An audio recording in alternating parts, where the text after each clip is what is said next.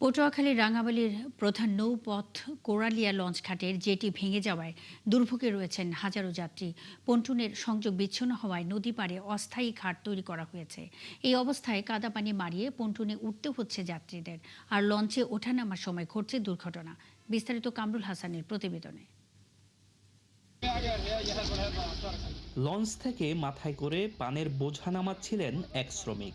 হঠাৎ সিঁড়ি থেকে পা পিছলে পড়ে যান পাশের ডোবায়। অথচ কিছুক্ষণ আগেই তিনি বলছিলেন ভাঙা জেটির কারণে কিভাবে ঝুঁকি নিয়ে কাজ করতে হয়। এই ঘাটটা ভেঙে যাওয়ার নিয়ে আমাদের মালামাল নামাইতে অনেক কষ্ট হয়ে যাইতেছে। আবার যে জায়গায় ঘাট দেয় উত্তর পাশে, এখানে জোয়ারে যায় তলাইয়া মালামাল নামাইতে পারি না। আর এখানে যে পরিমাণ গভীরতা, তাতে তো এই লোকটা, আমরা হয়তো আপনারা না থাকলে এই লোকটা এখন মারা যেত এখানে। মারা গেলে তো এই ফ্যামিলিটা এখন কে দেখতো বলেন। জেটি ভেঙে যাওয়ায় পন্টুনটি সরিয়ে নদীর পাড়ে অস্থায়ীভাবে বসিয়েছে বিআইডব্লিউটিএ। এখন জেটিবিহীন পন্টুনে কাদাপানি মারিয়ে লঞ্চ ও খেয়া নৌকায় উঠতে হচ্ছে যাত্রীদের। বিভিন্ন মাল নষ্ট হয়ে যাইতেছে এবং দুর্ভোগে আছি আমরা। অনেক কাঁচা রাস্তা, এখান থেকে মাল ওখানে টানতে অনেক কষ্ট হইতেছে। ঘাট না থাকায় খুবই কষ্ট পাইতেছি, মাল নিয়ে দাঁড়াই রয়েছে এখানে। অতি দ্রুতভাবে ঘাটটা হইলে আমাকে একটু সুবিধা হয়, সিঁড়িটা খুব আমাকে প্রয়োজন। অথচ এটি রাঙামাটির প্রধান লঞ্চঘাট। উপজেলার সঙ্গে ঢাকা সহ দেশের বিভিন্ন এলাকায় নৌ যোগাযোগের অন্যতম ভরসা এই ঘাট।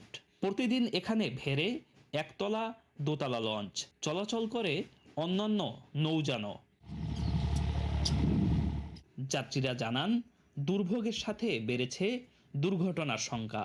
সবচেয়ে বেশি ঝুঁকি নিয়ে চলাচল করতে হচ্ছে বয়স্ক যাত্রী, নারী ও মালামাল বহনকারী শ্রমিকদের। দ্রুত সেইটা যদি নির্মাণ করা হয় তাহলে যাত্রীদের ভোগান্তিটা কমে যাবে। অনেক যাত্রী বাচ্চা কাচ্চা নিয়ে ওঠে, মহিলারা মাটি দিয়ে উঠতে হয়, পাচার খায়, পড়িয়ে যায়, অনেকে ব্যাগ পড়িয়ে যায়। এদিকে ঘাট পরিদর্শন করে উপজেলা নির্বাহী কর্মকর্তা জানান, বিষয়টি জানিয়ে বিআইডব্লিউটিএ কর্তৃপক্ষকে দ্রুত ব্যবস্থা নিতে বলা হয়েছে। টেম্পোরারি সিঁড়ি আছে, সেই সিঁড়ি দিয়ে যাতে করে যাত্রীরা চলাফেরা করতে পারে, সেই ব্যবস্থা 2 থেকে 4 দিনের ভিতরে করবেন বলে তারা আমাকে নিশ্চয়তা দিয়েছেন। পরবর্তীতে এই যে গ্যাংওয়ে নির্মাণের যে কাজটি সেটি করা হবে।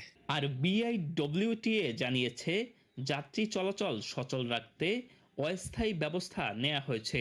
জুলাই মাসে জেটি নির্মাণের উদ্যোগ নেওয়া হবে। জুলাইতে বাজেট আসলে তারপরে টেন্ডারিং প্রক্রিয়া নিয়ে তারা ঠিকাদার নিয়োগ করে ওখানে ওই যে নতুনভাবে জেটির কাজটা করে দিবে। গেল 15ই জুন জোয়ারের পানির তোড়ে পাটাতন ও লোহার কাঠামোর তৈরি জেটির একাংশ ভেঙে পড়ে। কামরুল হাসান, 71, রাঙামাটি, পটুয়াখালী।